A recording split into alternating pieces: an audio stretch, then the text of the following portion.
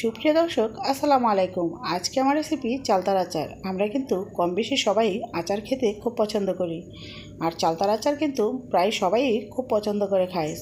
So চলুন দেখে নেওয়া যাক আজকে আমার চালতার আচার রেসিপিটি। এর জন্য আমি নিয়েছি চালতাগুলো ভালো করে ছিলে তারপর কিন্তু পানিতে ভিজিয়ে রেখেছিলাম সারাদিন।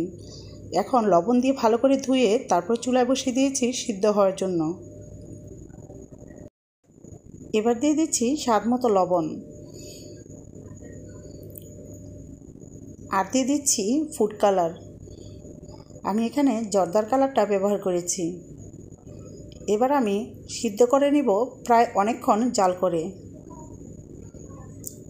এবার চুলাটা মিডিয়াম টু লো হিটে রেখে তারপর কিন্তু ঢেকে দিব একদমই পানিটা শুকানো পর্যন্ত। পানিটা শুকিয়ে গিয়েছে, এবার আমি ছেঁকে নিচ্ছি।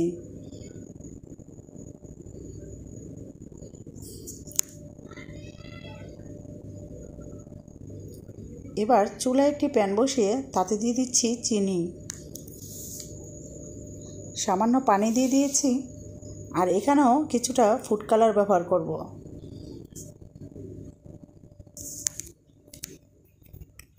দিয়ে দিচ্ছি দারচিনি, এলাচ, লং, দিয়ে দিচ্ছি ফুড কালার। এবার চালতাগুলো দিয়ে দিচ্ছি। চুলাটা মিডিয়াম টু লো হিটে রেখে তারপর কিন্তু আস্তে আস্তে চালতাগুলোকে রান্না করে নিব।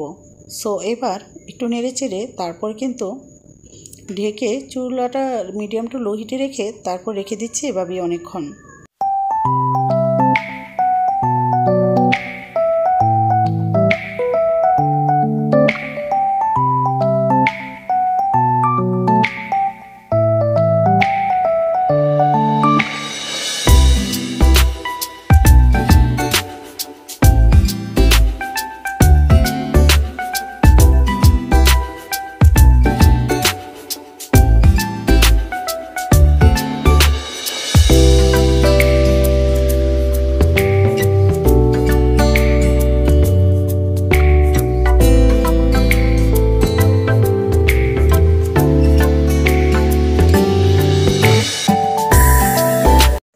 সো ভিউয়ার্স, পানিটা যখন শুকিয়ে এসেছে এখন অ্যাড করে দিচ্ছি কিছু শুকনো মরিচের গুঁড়ো, অ্যাড করে দিচ্ছি পাঁচফোড়নের গুঁড়ো।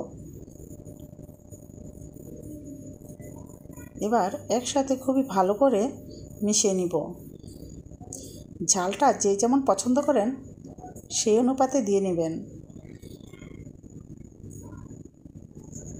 এবার চুলাটা মিডিয়াম টু লো হিটে রেখেই কিন্তু বারবার নেড়ে চেড়ে তারপর পানিটা শুকিয়ে নিতে হবে। সো আমি কিন্তু পানিটা অনেকটাই শুকিয়ে ফেলেছি, আর একটু শুকলেই নামিয়ে নিব। সো ভিউয়ার্স, যদি ভিডিওটি ভালো লাগে তাহলে অবশ্যই সাবস্ক্রাইব করে পাশে থাকবেন, আর লাইক কমেন্ট শেয়ার করবেন।